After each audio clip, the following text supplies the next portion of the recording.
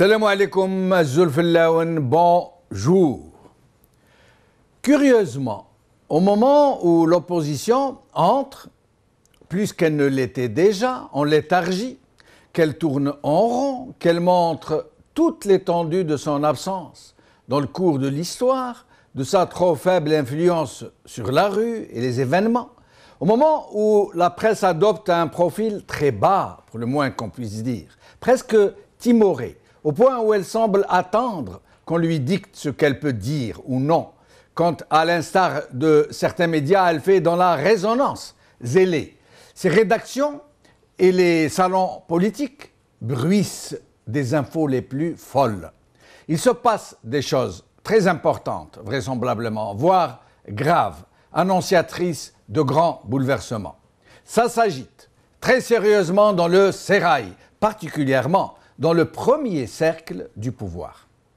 La panique qui semble s'être emparée du régime depuis qu'il a compris qu'il devra réduire la voilure de façon drastique, depuis qu'il sait qu'il ne peut plus anesthésier les masses, qu'il ne peut plus entretenir l'illusion d'une prospérité on ne peut plus factice, depuis que ses propres affidés ruent dans les brancards et qu'il refuse de se soumettre à une réduction de la rente, depuis que les déclarations du ministre français des AE sur une coopération qui est tout ce qu'on veut sauf transparente, puis celle du chef de l'État français lui-même sur la santé du président algérien, dont tout un chacun en Algérie sait qu'il est incapable de réciter la table de multiplication de 2. Alors que lui, le chef de l'État français, nous le présente comme disposant d'une très grande capacité intellectuelle et d'une efficience qui ne fait aucun doute. Et donc, au moment où ces sortes de manœuvres se mettent en branle, comme pour préparer le terrain à quelque chose de pas très net, des événements se précipitent, des stratégies se mettent en place, la vallée du Mzab brûle, Yahya revient au RND et aux affaires, une sorte de rivalité informelle s'installe entre lui et Sellel, les deux font figure du jour au lendemain de présidentiables parmi les plus dociles, les plus à même de remplacer au pied levé éventuellement la marionnette Bouteflika, la vitrine Bouteflika. Haddad, l'oligarque du jour et probablement le plus riche du pays, propose une très étrange feuille de route où il suggère, entre autres, de mettre fin au soutien des prix, de se préparer aux dures réalités d'une paupérisation qui s'annonce à grands pas et plus tôt que prévu, et même à proposer une amnistie fiscale pour tous les grands voleurs, seulement les grands voleurs, pas les petits, qu'il faut continuer à châtier et à charger de tous les péchés.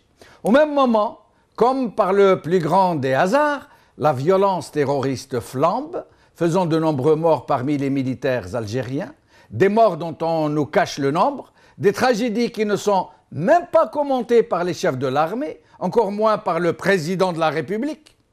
Le plus curieux est que ceux qui utilisent ce malheureux otage qui est devenu le chef de l'État et qui ne rate habituellement pas une occasion de lui prêter des discours, des consignes, des décisions et qu'ils prennent et qu'ils lui font endosser avec la complicité désormais acquise de la classe politique et des médias. Cette fois-ci, ces gens qui signent ces décrets, qui nomment et dégomment en son nom, n'ont même pas estimé utile de lui faire présenter ses condoléances aux familles des soldats assassinés, comme si quelqu'un entonnait quelque part un air déjà connu. Il y a quelques années, en effet, quand l'argent est tombé comme la pluie dans les caisses de l'État, par la seule grâce de la flambée des prix du baril, les barons du régime ont eu soudainement besoin de paix pour pouvoir prospérer et piller les ressources dans la quiétude, parce que l'argent a besoin de tranquillité pour affluer en masse. Mais dès que l'argent a commencé à manquer, puisque les recettes sont tombées de près de 50%, voilà que la violence se réinstalle, comme sortie du chapeau. Un vieux truc en fait. Le régime sait que maintenant que la bulle va crever, que les Algériens vont passer d'une situation d'abondance débridée à des privations que plus personne n'imaginait qu'elles puissent revenir dans leurs habitudes, ce régime sait donc qu'il ne pourra plus garder les gens sous anesthésie. Il sait que le réveil va être très brutal et que la contestation risque de le balayer. Alors, il réinvente le terrorisme pédagogique. Il appuie sur le bouton du djihadisme qui n'a jamais cessé de contrôler, même si les crétins qui serrent contre leur cœur les fatwas de mort ne savent pas que celles-ci sont concoctées par des officines du même régime.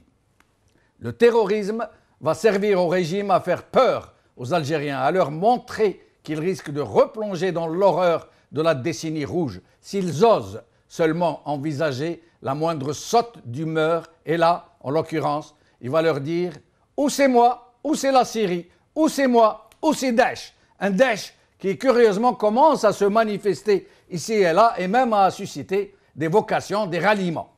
Et toujours au même moment, dans la même symphonie cacophonique, excusez pour le... Cacophonique, si je peux oser, parce que ce qui se passe peut sembler décousu, sans vrai tenant, sans vraie vision.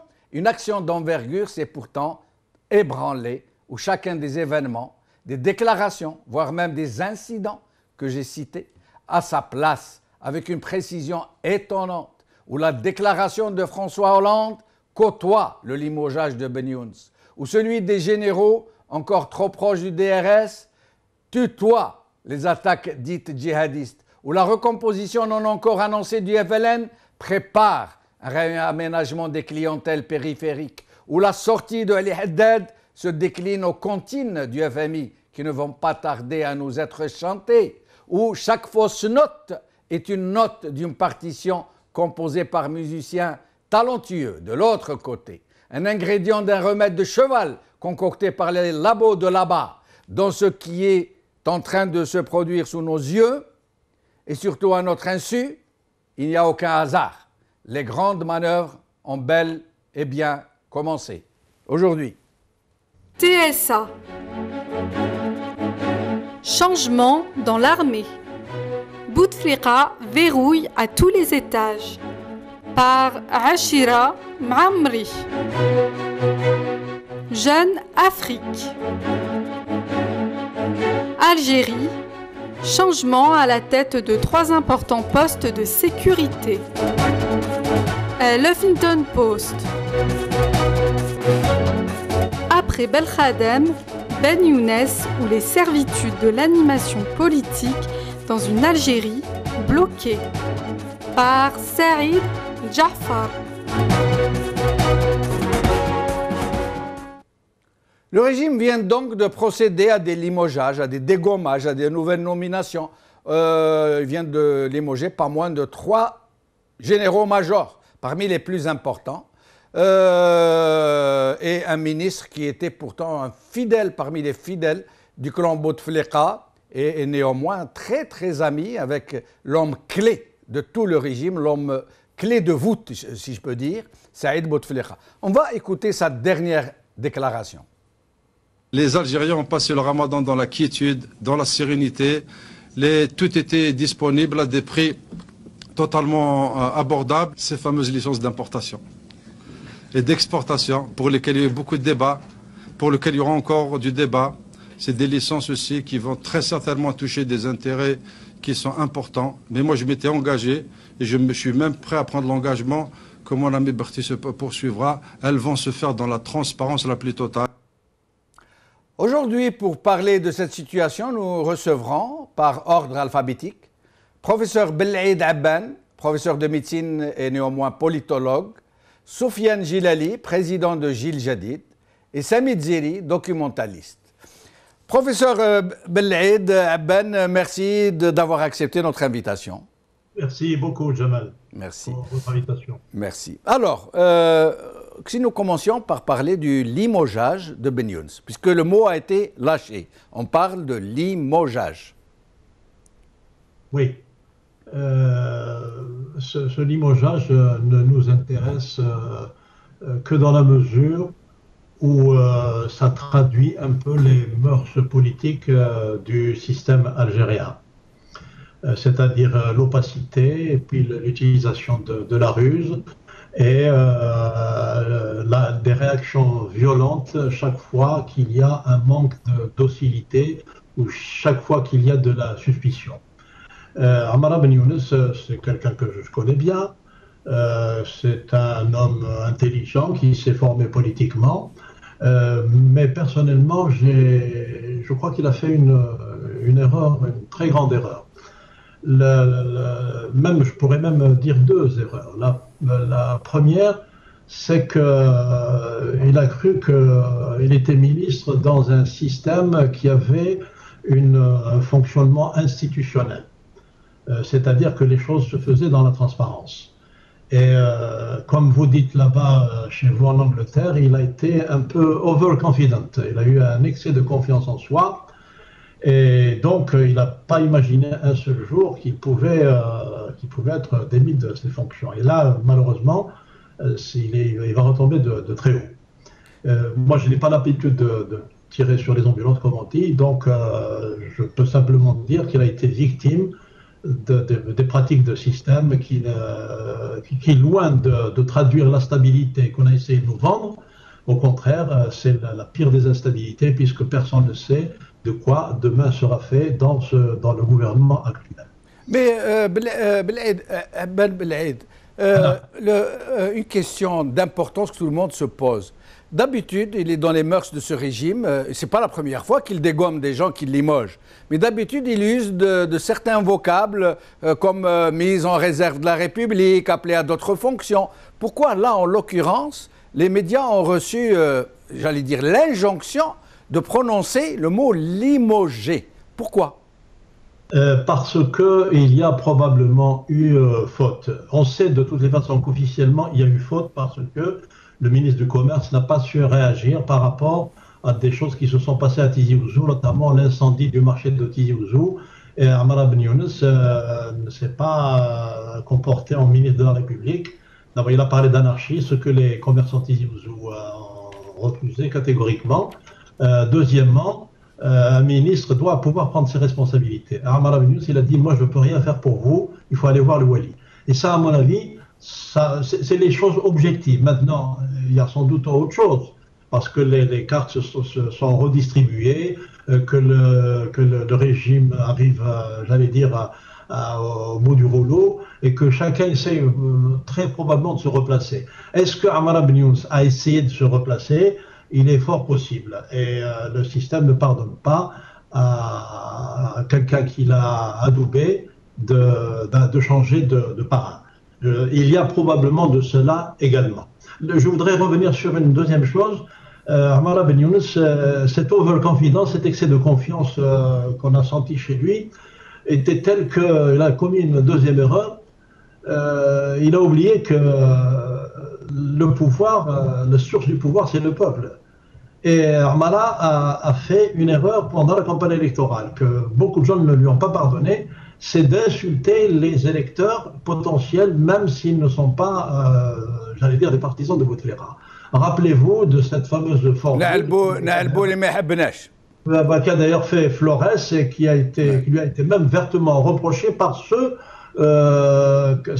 qu'elle était censée défendre. Cette formule, ceux qu'elle était censée défendre ne l'ont pas appréciée. C'est pas comme ça qu'on s'adresse à des électeurs du style être des électeurs opposants. Il a voulu faire dans le populo. Il a voulu faire dans le populo, dans le gars qui parle comme tout le monde. Parce que c'est une expression, en fait, moi je ne l'ai pas trouvée très insultante, à vrai dire, puisque chez nous, on l'utilise comme ça. En politique, on n'insulte pas les gens qui oui, oui, je vous le concède, je vous le concède. Ils ne sont pas contents. Oui, oui. C'est très vrai. Mais c'est pas les formules d'un ministre. Ça, malheureusement, c'est une erreur. C'est très vrai. Voilà. Et tout le monde l'a prise de ce point de vue-là.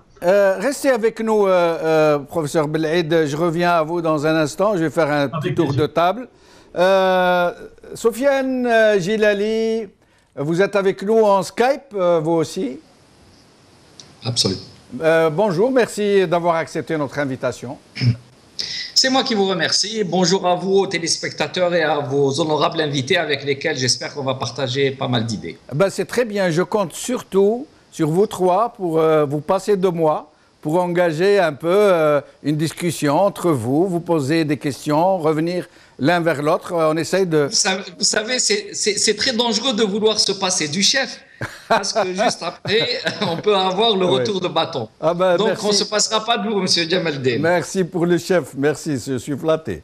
Sinon, Soufiane Gilali, vous-même, en tant qu'homme politique, vous êtes président d'un parti, vous faites partie de la CNLTD, vous êtes très actif, il faut vous le reconnaître, vous faites ce que vous pouvez, du moins. Mais il n'empêche que, pour vous le dire, comme je l'ai dit dans mon introduction, malheureusement, l'opposition a très très peu d'influence sur le cours des événements. Il n'empêche pas moins qu'elle est là, qu'elle observe, qu'elle sait un tant soit peu ce qui se passe dans les coulisses. Qu'est-ce que vous pourriez nous dire qui informe un peu l'opinion publique sur les vrais tenants et les vrais aboutissants de tout ce micmac? Oh, vous savez, depuis le temps qu'à El Magharibiya et au niveau d'autres médias, les gens parlent de comment se passent les coulisses du pouvoir, je pense que les Algériens ont une idée assez précise maintenant. C'est un pouvoir autarcique qui est fermé, qui prend les gens par cooptation. Il y a une forme de deal entre eux, ils profitent un peu des avantages de la République, et puis quand quelqu'un dépasse un peu ses limites, il est vite rabroué. D'ailleurs, l'épisode de l'ex-ministre du Commerce montre bien, et en tout cas devrait faire réfléchir tous les autres porteurs d'eau à M. Bouteflika qu'à la moindre incartade, ils vont être avec ingratitude rejetés et détruits a priori. C'était le cas de M. Belkhadem. Quelques-uns d'entre eux ont vécu des petits moments de passage de désert. Et puis, voilà les suivants qui arrivent. Donc, le pouvoir agit en fonction de ses propres intérêts. Et ces intérêts, en l'occurrence, sont perdurés le plus longtemps possible, quitte à entrer en deal avec des puissances internes ou des puissances externes, telles que le fait apparemment le président de la République. À ce sujet, juste un mot. Introduction, vous sembliez le disculper un petit peu de la situation en disant qu'il n'est pas en état de gérer et que peut-être même il est devenu victime. J'allais vous en faire la remarque, justement. J'allais vous dire que les gens de l'opposition et la presse, mes confrères, parlent de Bouteflika comme si c'était lui qui avait pris la décision à chaque fois. Mais si vous voulez dire quelque chose